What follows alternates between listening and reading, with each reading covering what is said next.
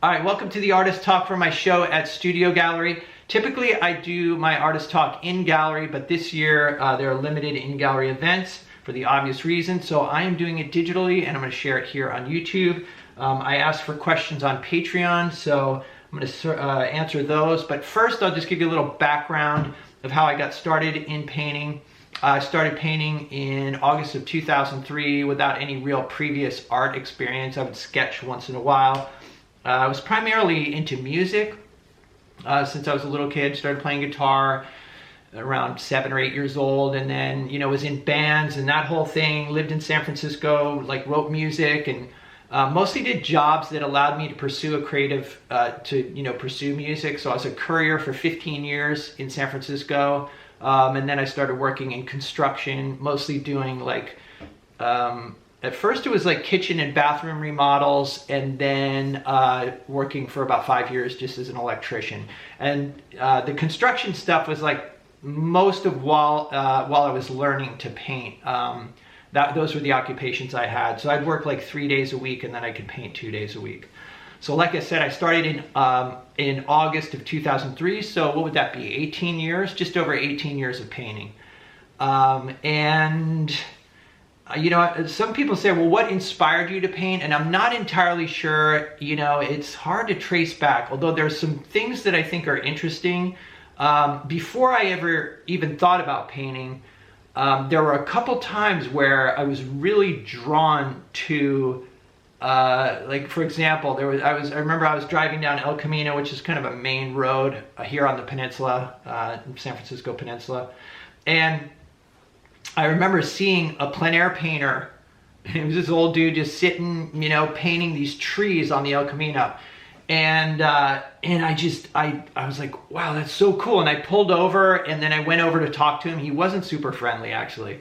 I went over and I was like, I don't even know I just wanted to see what he was doing. And so I talked to him for a few minutes, and he was saying that he was out visiting his daughter from Connecticut, and that this was how he made his living. And I was like, wow, you can make a living painting pictures? That's amazing. I didn't realize how hard it was, not only to paint, but also to make a living doing it. But anyway, so that was kind of that was probably 10 years before I ever started painting. And then another sort of early sign that I was interested was when I worked at DHL as a courier. There was a guy named Bates, and he had a studio down on Haight Street. He was older than me. I was in my mid-20s at the time, and I lived in the lower Haight area in San Francisco. And he had a studio right on Haight Street. It was kind of a basement studio, and I'd seen a picture or something. There was no internet then, so I saw a picture of one of his paintings. He had brought some in, and I was like, wow, that's cool. I want to come and see your studio. I was super interested, and I went down and hung out with him. And you do these big acrylic paintings of the city.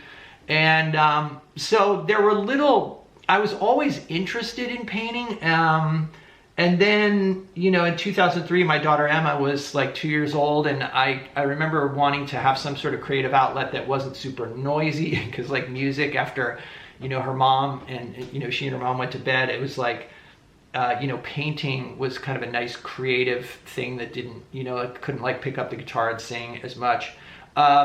So in any case, there was that, and then also we had gotten this house here, and I kind of like the idea of having real paintings in the house. So it's kind of a combination of all those things, this percolating desire to paint, and then this need for something creative when quiet creative activity when Emma was small, and then also this desire to actually have real paintings as opposed to prints in my home. And then we went out. I remember going out to a gallery and looking, and the prices were just I was amazed at how expensive the ones that I liked were. There's a gallery in Burlingame here called Kerwin Gallery that specialized in early California paintings. So I liked some of the paintings in there, but like I said, I remember there was one small painting I liked, and it was $10,000. And so I thought, okay, I could do this myself. So it was kind of all of those influences or all of those inspirations coming together. And then once I started my first painting, I realized it was a lot harder than I thought. And I think that challenge of that I sort of got obsessed with it. And I would stay outside, I worked really early in the morning. I had to be up either sometimes as early as like 4:30 or 5, but typically more like around 6 to work at DHL in the beginning there. When I first started painting, I was still at DHL and a courier. But in any case, I would spend, I'd go out I have like a studio out back, and I'd go out there maybe around 9:30 or 10 o'clock. And sometimes I'd be out there till 2 or 3 in the morning, have barely any sleep, when I go to work. But I just was, I was obsessed. And I think because of the challenge, it was a lot more difficult than I thought. But there were enough rewards there that it kept me going. Like, I kept seeing potential. So, that's kind of how I started, and like I said, now it's been 18 years, and I started showing at Studio Gallery, I think either 14 or 15 years ago. Just started off with small shows, like group shows, and I remember it took a couple years before anything sold, and then so I participated in these group shows, and then eventually my group show sales were sufficient that Jen at the gallery said, "Hey, would you like to do a solo show?" And so now this is my 8th solo show there. So that's sort of the backstory. Now I'm going to jump into the questions that people ask. And I try to keep these focused on the show, but, some of them may be, more about technique or that sort of thing. Actually, let me talk about the show. This year the show is primarily plein air paintings. It's mostly paintings that were done, and you can see them on YouTube here, the videos where the paintings were created. In fact, Jennifer at the gallery did something really interesting, and I'll put a link to the show down below. But if you click on a painting, if the painting that's created, if there's a video that corresponds to the painting, there'll be a little link in the description on the Studio Gallery website. So you can look through, and if you see a particular painting you like or whatever, and you want to see the video where it was actually painted, there is a link. So that's kind of cool. That's first time we've done that this year. We talked about it in the past, but I realized like last year, only maybe 4 or 5 of the paintings, I can't remember the exact number. Only about 4 or 5 of the paintings last year were painted in my videos. This year, the paintings that I did and posted on YouTube or were in videos actually had a higher success rate with my paintings, and I didn't even realize that until I started looking through the work and picking out paintings for the show. So anyway, I'm going to jump into the questions here. Do you ever have trouble letting go of a painting? I don't actually. I do have trouble letting go of a painting if I've lived with it for a while. So if I hang it up in my house and I live with it and I like it and I actually grow attached to it, then I have trouble selling it. And it doesn't even mean that the painting is perfect at all. Like, a lot of the paintings I've hung in my house are ones that don't sell, that I like, but they're not, or even maybe they're ones that I wouldn't bring to a gallery because I feel like, that they're maybe the level of finish. In the past, I was uncomfortable with the level of finish and thought, oh, maybe this is just too loose for a gallery or whatever. So a lot of those paintings I hung on to, I'll never let them go. Now they're a part of my life. So that's how I get attached to a painting, is by living with it, having it on my walls. Most of the paintings in the show, I would get attached to if I hung them up, but I don't. And so also the other thing is I don't have trouble letting them go because I create a lot of work, and there's something really wonderful about knowing that the painting is going to go out and be in somebody's home. It's going to be, cared for honestly better than I would care for the painting. I'm so into the process and on to the next one. I stack paintings up, and I don't take good care of them, really. So it's like nice that they're being cared for out there and enjoyed, as opposed to like stacked up around my house. So yeah, I don't have any trouble letting them go unless I've lived with them and become attached to them. Do you ever feel lonely as an artist? I used to, yes. I used to feel like when I first started painting full time, I'd always had jobs that were sort of social jobs in a way, where I'd get a social fix from my job. When I was a courier for DHL, I had a route in the morning, and it was like 4 or 5 hours, but I was in downtown San Francisco, just south of Market there, and it was like I saw so many people in the morning. I was like, okay, I got my social fix. Just like, you know, delivering packages, saying hello to people. And then construction, the same thing. I mean, we would work with smaller teams and everything, but there was a social connection there. And then when I started painting full time, I had a bunch of shows or opportunities that required me to just be working almost full time to create paintings for those shows. And that was difficult at first. Not anymore though, because I do paint with people, and so I'm not lonely ever anymore. And now, actually, I talk to my daughter more than ever now, like probably a couple times a day. Talk to her mom all the time. Talk to my family. But as far as like hanging out in person, no, it's been great lately, and it's just like painting with other people. And there's a question regarding how I meet people to paint with that I'll talk about in a minute here, but it's mostly actually through like Instagram and through YouTube. So yeah, I was lonely for sure at first, not anymore. Okay, what is it like selling your art or what was it like selling your art for the first time?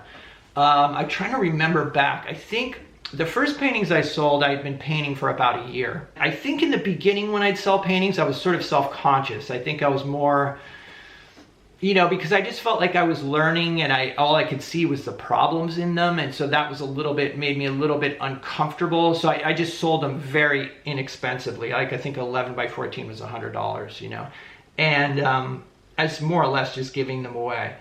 So the first paintings, yeah, there was, but then on the other hand, there was satisfaction there as well, in that somebody was willing to buy my work. But I would say it was outweighed by my insecurity about the paintings. If I look back on them now, I'm like, you know, I can see the charm in them or whatever. They're not perfect or whatever, but I'm not like self-conscious about them. You know, it's just, I kind of let that go at some point. And where I'm, you know, self-conscious about my early work or whatever. I think I judge myself maybe a little bit too harshly in the beginning. And also too, it's up to the person. If somebody likes your work, you know, if they like the painting and they connect with it, then that's great. Who are you to, you know, argue them out of that? That's not a good thing to do. Let them make their own decision. But there's more to this though. So those were the first paintings I sold, but then I started selling some little 6x6s online. I had a blog and I was doing daily painting for a little while. And those paintings, at that point, I'd been painting for about 3 years at that point, or 4 years, had a little more confidence, and that was really satisfying. And those paintings were like 6x6s for $100, and I sold, I think, 85 of them in 1 year. That gave me a lot of confidence. So that was really reassuring, you know, that people were interested in what I was doing, and it sort of gave me the confidence to start thinking about approaching a gallery, which I had no idea how that worked and had been sort of intimidated by that. So yeah, so those first sales were, yeah, they were good. And like I said, in mostly the ones online, those sales, those ones where I was feeling pretty good about the work, it was a real confidence booster for sure. Talk about the light in your paintings. So there are a couple things that are important in my paintings, in this show in particular, but also just in general, and it's been important since the beginning. Light has always been important, like a convincing feeling of light in my paintings, and that's something I'm always going for. It doesn't necessarily have to be a sunny day. You know, there's overcast light, there's, you know, the light you get on a cloudy day where like a portion of the landscape or the seascape or whatever you're painting will be in shadow, and then other parts will be in light. And the light when you're painting outdoors is constantly changing. And in other words, if you were to paint the same scene 10 times, it would, you know, definitely, depending on the time of year, time of day, etc., there would be different lighting effects. So yes, I'm very fascinated with light. And what else? And how do I go about, as a question, let's see, talk about the light and how I go about, you know, having light in the painting is I typically look for strong patterns of light and shadow. They often talk, there's like there's an old saying in painting that you paint your lights with your darks or whatever. So if you have like nice shadow patterns, it's a lot easier to get a lighting effect or a a convincing feeling of light in your paintings. The other thing is kind of pushing warm and cool relationships. Like, in other words, I tend to exaggerate the warmth in the light and the cool in the cool colors in the shadows. So in other words, pushing like the orange, yellow, red in the light, and then the blue, mostly like blues and purples in the shadow shapes, and those colors play against each other and create a feeling of light. Particularly like the complementary relationship of like blue and orange, or yellow and violet, or yellow and purple, which is something the Impressionists did. And it's one of the great things about painting on location is you can see those subtle colors in the shadows. When you're painting from a photograph, the shadows tend to be really, really dark, and you don't see those delicate shifts in the blues and the warms and cools in the shadow, and warms and cool in the light as well. So that's kind of a brief talk about light. What percentage of my week is spent, what's percentage of your week is spent in the field painting? Usually it's like 3 days a week, although sometimes it's more. It just depends, or sometimes it's less. When I was preparing for this show, I was actually maybe painting once a week, and then mostly what I was doing is building frames and that sort of thing. But this year, I think I want to adhere to that, like paint 2 or 3 times in the field, and then a couple days a week building frames and doing touch-ups on paintings, so that I'm not just I don't get to the end of the year or right before my show at studio where I'm trying to put it all together at the very end. That's not a pleasant way to go. Every year that happens, there's a point in the process where it's almost like a breaking point, where I just feel like, it's partially just being alone for 6 weeks. I don't hang out and paint with other people. I try to continue to make videos, and I have this year, both here and on Patreon. In fact, more videos on Patreon. I was posting almost every other day at times, just sort of, sharing the process of, of show prep. But I think, so going forward this year, painting outdoors on location 2 or 3 times a week, and then the other days, editing videos, doing touch-ups on paintings, and building frames, and sort of get ahead of my next show, so that it doesn't just all come down on me at once. Can you find something to paint regardless of where you go? I would say probably yes, but there are locations that I go to that are just challenging. Like I like to paint on the coast a lot here, San Mateo County coast. And yeah, there are certain places I've gone where I just can't get a good painting from the location. If I go to a place like Pescadero, there's multiple compositions there that I think work, and I can shift those basic compositional approaches. I can vary them and still get a good painting out of it. So Pescadero is one of my favorite places to paint for that reason. Also, it's like free parking, but there's like a lot of variety there. But there are other places along the coast where I've gone and I just can't make anything of it. It's just either just the kind of the shape of the rocks, or it's hard to explain. Like, and I keep trying. There's a place just south of Pescadero that I've gone multiple times, and it's really secluded, and it's like, but I just can't get a good painting out of that place. So yeah, no, not every place works. Although I do kind of feel like if you don't give up, that there are paintings to be made everywhere. It's just, you've got to find them, and some places are more challenging than others. So I've often thought it could be a fun thing to try to do, just pick a random street corner in San Francisco and say, all right, you've got to make a painting from here, and I've tried that, and I look around, sometimes I've done that, and then I'm standing around, I'm like, I don't see anything. And other times I'll find something that will work. So yeah, I think you probably could I think you could get a painting just about anywhere, but some places are really tough. Okay, any new direction for 2022?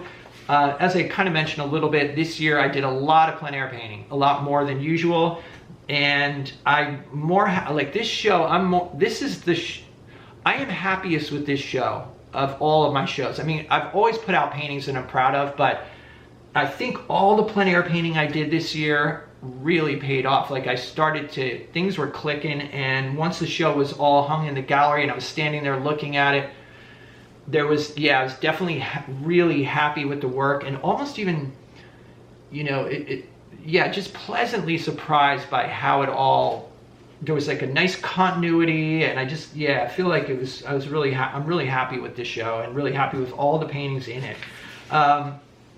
So I want to continue plein air painting because I think it makes me grow as a painter more than anything. I will be doing some larger studio pieces, and I'm going to try to do those earlier in the year. I put those off to literally the last month before the show, although they were done from images that I had on my computer that I wanted to paint for years, for quite a while.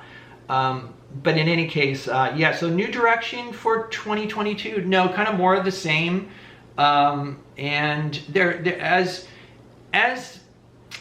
as demand like sort of increases for my work, and there are more opportunities and whatever, I'd say that in 2022 I want to be more focused on how I spend my time, and because if you have more opportunity, it doesn't necessarily mean that's a good thing. That can it's a good idea to be clear about what it is you want to do, what are the important things to do, because you can't do everything.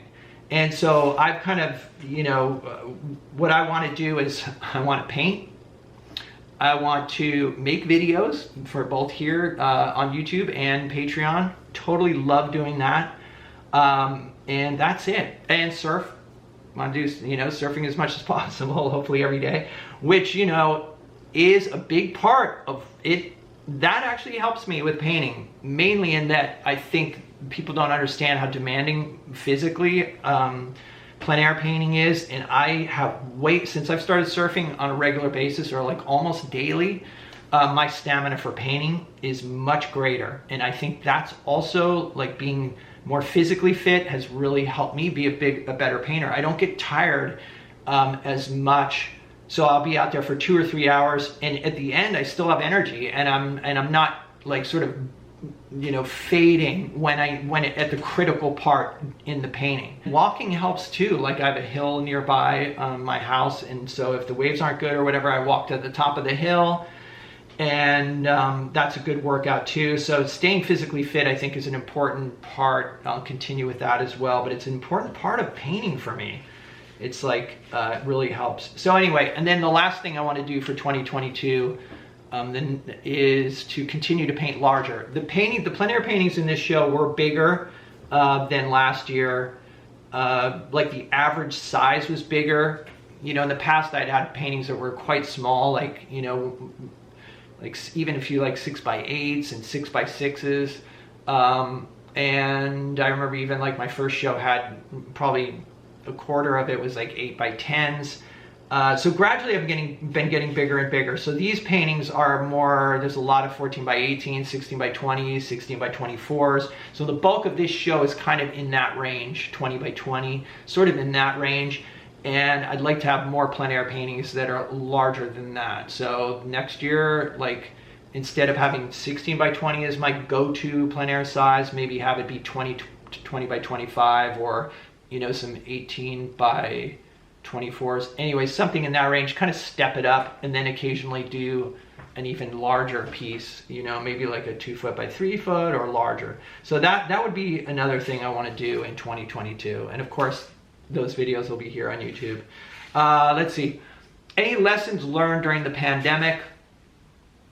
Not really. I mean, it didn't really affect me. I mean, when they shut down the beaches, that was not good. No surfing, no painting. That was a drag. And that lasted almost 6 weeks. But no, not really. I mean, I don't think so. I mean, I kind of, like, once the beaches were back open, it was business as usual for me. So, so kind of, although I will say that painting really did help keep me positive. Yeah, for sure. And surfing too, just anything I was doing outdoors. And I didn't want to do as much studio painting during the pandemic, I think, because I'd been indoors at first, when it was like kind of lockdown, I did a bunch of paintings indoors, little cityscapes and stuff, and I was just dying to get back outside. I couldn't wait. And there were certain places that I think I tried to paint, but a lot of parks were closed too. Anyway, so yeah, I think maybe, yeah, the pandemic, made me realize how important plein air painting is to me. Any ideas or strategies that worked in the past that you've let go? I think my process is kind of the same. I mean, it took years for me to develop, or to sort of get my plein air set up, my easel set up, and my materials kind of honed down. But they haven't changed all that much in the last, even 10 years. So yeah, I don't think there's been anything I've really let go. I'm still painting the way I did before. I think that the biggest changes, because there have been changes in the results of my work, I think there were two things that really, that were big changes. Number one was, and this was probably 3 or 4 years ago, really focusing on composition, like realizing that, I looked at a bunch of my paintings and like, why are they not working? The ones that don't work, and why are the ones that work? Why do the ones that work? And most of the time it was composition. So it became really clear to me that composition is so important. It's like, and so I started studying that in other paintings by looking at, sort of classic painters or whatever, or even just on Instagram or online, finding paintings that I thought had really strong compositions, and trying to figure out what it was that appealed to me, and then try to have those compositional elements in my own paintings. So just that conscious focus on composition, I think, was a huge thing, and I think that's paid off. Another thing that I've let go of, actually this is true, I've let go of this. I used to be very literal. I was hesitant to, I would edit things, especially when I was doing city paintings, but like, I wouldn't move things around when I was plein air painting. I felt like I wouldn't make drastic changes or things like that. My paintings got so much better when I started, using the visual landscape or whatever, the subject matter, as sort of raw materials to create a good painting. So now, my paintings are rarely literal. There's something else I noticed that was interesting. When I was in Paris, there's a lot of painters that painted along the Seine. And so while I was there at night after painting, I'd come back and I'd, go on my computer and I'd look up different painters who had painted there, like, Pissarro or Edward Hopper or Albert Marquet, and who's like a Fauves painter. Love his work, and he painted a lot in that area. So anyway, I looked at those paintings, and then I'd kind of walk out on the Seine and try to figure out like where they were painted from. And some, that were pretty true. And then others, like there's one Hopper painting that I really liked that's just not possible. I walked along the quay, as they call it, or I was calling it quay, which we do in America. I guess it's pronounced that way. But the quay, the walkway along the Seine, and I knew the bridge that he painted, and I knew the buildings and everything, and it just was not possible. He moved things around just like I did with Notre Dame. So that's very common, and it's something I didn't do in the past, and so I let go of that, like being literal. That sort of just chained to what I saw. It's like, no, you've got to create it. You're trying to create a good painting, and you're trying to stay true to the scene, but in some ways, you may need to incorporate or move some of the key elements to kind of create or capture the essence of a scene. So so that's something I let go of, being too literal. That's about it. How long did it take to produce a painting that you are proud of? It's a good question. I mean, I think that I was sort of proud of the elements of my paintings, even like right off the bat, although I wouldn't have, in other words, enough to keep me inspired and keep me interested in painting and not giving up. I think there were enough little rewards in what I was doing, that I kept going. But as far as like really feeling proud of something or feeling like, wow, this is really, really good, it seemed like in 2007 I had some paintings like that, and I started in 2003. So I'd say like 3 or 4 years where I felt like that my work was maybe good enough to be like that. Like I felt like it was as good as people I saw in galleries, or like really close, you know. And that was the year I sent some of those images to Studio Gallery, and that's how I ended up getting into one of the first group shows. So I think it took about 4 years before I felt like, okay, I think I'm gallery ready now, you know. And then that would be maybe 1 out of 10 paintings though.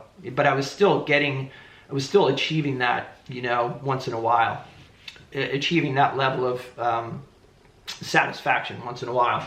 Do you ever wipe out and start over, or do I just kind of push through and hope that I'll, you know, solve the problems or whatever? I do wipe out the painting and start over. Now I'm at a point where I can tell whether a painting is going to work or not, or at least I feel like I can tell. And as I mentioned before, it's primarily compositional. So as you guys, if you watch my videos, you know, I sketch out in burnt sienna. I have a pretty good idea if the composition is, you know, going to work or not. Obviously, because if the sketch is there, and sometimes I'll even with burnt sienna, I'll kind of, you know, shade in the shadow shapes, and I do not move forward unless I like the composition. And sometimes I'll have to wipe out the sketch 2 or 3 times. Usually not. Usually it's, you know, I can kind of, usually now I'm better at having a good compositional idea, and then I may just adjust a few of the lines here and there, and like I said, move things around to make it work. But I feel like the drawing portion, when I'm drawing in burnt sienna, is kind of, it's my way to enter into the subject matter, and that's why I don't want to sketch and then transfer it over. I kind of like working things out on the canvas or the panel. And if I'm doing it in burnt sienna, I can just wipe it down and it's just like you've toned your panel. So it's not really a problem. But, you know, but once I'm past that portion, you know, the burnt sienna sketch, no, I rarely see, because I just don't go, if I don't like what I see, if I don't like the composition, then I just, you know, I've learned from experience, if the composition isn't good, the painting is not going to work out, regardless of how nice your brush work is or how accurate your values and colors are and all that. It's all wasted energy. It's not wasted energy, but the painting's not going to turn out. I mean, you may still learn something in the process, but, you know, a successful painting is a series of successful steps. And step number 1 is like deciding on what, like if the scene is even paintable. I may talk about that more in a minute here, but is the scene paintable? I mean, it may make a great photograph. That doesn't mean it's going to make a great painting. So I've kind of gotten a better idea of what will work as a painting, and then composing it. Okay, so if we're at that point and it's still all systems go, then you move on to the block in, and then, you know, and then come back once it's blocked in, which means just approximating all the colors. Usually a thin layer of, you know, scrubbed in pretty quickly. Sometimes I only spend like 10 minutes on that or less even. No, it's usually about 10 or 15 minutes. And then comes like, you know, refining colors and that sort of thing. And then having the variety and adding more thick paint and that sort of thing. But what you're trying not to do is like, you're trying to hang on to the composition and maybe, but yet, like I said, sort of flesh it out and start accentuating or building on the strong points, and then eliminating some of the things that aren't working. But they're minor things, you know, it's not like some major restructuring. So yeah, so I usually the wipeouts happen during the sketch, and that happens, yeah, quite often. What are the biggest challenges of plein air painting? I would say for me, the biggest challenge is, number 1 would be weather. Like here in the Bay Area, it's wind. We don't have you know, rain's not really an issue, but wind is brutal. So I'd say wind, hands down, biggest challenge. There's a painting in this show actually that I really like, and it's dusted with sand. But I mean, I still love the painting, but it's like this, if you know, rub your fingers across it, it's like, it feels like, you know, a very fine sandpaper. Just because there was so much wind. It was in Santa Cruz, and then the sand got in the paint, but I still like the painting. You can't really see the sand, you know, if you get up close you can, but But you know, it'll blow over your easel. It's just uncomfortable. So that's the biggest challenge. I'd say I'm not challenged by like people. I enjoy interacting with people. I like that. I'd say another challenge is that it's just more difficult because to take a whole scene and then sort of compose it and, you know, kind of narrow that down to a composition. That's not really a challenge for me anymore. It used to be, and now that's a benefit, because now if I'm working from an image on the computer, I have to deal with all I've got to choose from is what's in this, you know, in the image. Whereas one of the things I love now that I'm actually, you know, moving things around and including things in the painting that aren't actually maybe like in my viewfinder, like I might take the sky from over here or the light that's on a particular tree in this over here and put it on the tree over here, or whatever, incorporate a foreground that I see over to my right, you know. It's just so, but in the beginning, what was really challenging is I'd be looking through my viewfinder and I'm like, not finding it, you know. It's like, because you'll never find the perfect composition through your viewfinder. Maybe you will once in a while, but so that was really hard for me, but that's not hard anymore since I let go of that. And now I'm just like using, like I said, using the scenery as raw materials to create a good painting. Changing light as well, although even that I'm not as, I still can work with that now too. That just takes practice. So I think the big thing with plein air painting is it's really hard. That's the point. It still challenges me all the time, but you get better at it, and you get better at, you know, something like painting moving things. Like the ocean for me was just, how do you capture that? Like, you know, it was really difficult because it's all in motion. You have to kind of learn what the waves are doing and carefully observe and understand the process of, you know, what they look like in every different stage of building up and then breaking, and you know, so it's tough. You know, you're painting a moving target, but the ocean paintings, I feel that I've done plein air, I couldn't do those from a photograph. There's no way. Is it rewarding to meet the collectors who buy your work? Yes, I really enjoy that. I mean, that's one of my favorite things about the artist, like the reception, and you know, it's fun to meet people who are like buying my work and talk to them and stuff. And we did that a little bit this year. I was in the gallery for a couple hours on a Sunday, I think. Yeah, last Sunday, or was it Saturday? No, I think it was Sunday. And yeah, it was really wonderful. It's nice to meet people who and kind of share, you know, how the painting or what my inspiration was for the painting that they ended up purchasing. So yeah, I love that. I do. I really like it. And then also too, occasionally, like, and I just posted on Instagram, you know, occasionally they'll send me a picture of the painting and it's, you know, hanging in their home. I love that. It's so cool to see where it ends up. So yeah, so that's really nice. Does your method change when you're painting different subjects? No, it doesn't really. I mean, I'm typically looking for a strong pattern of light and shadow, create a nice composition that feels, you know, that works for me. No, my process is the same. Even actually, I try to keep my process the same even when I'm painting in the studio. I use the same technique or same approach that I use when I'm plein air painting.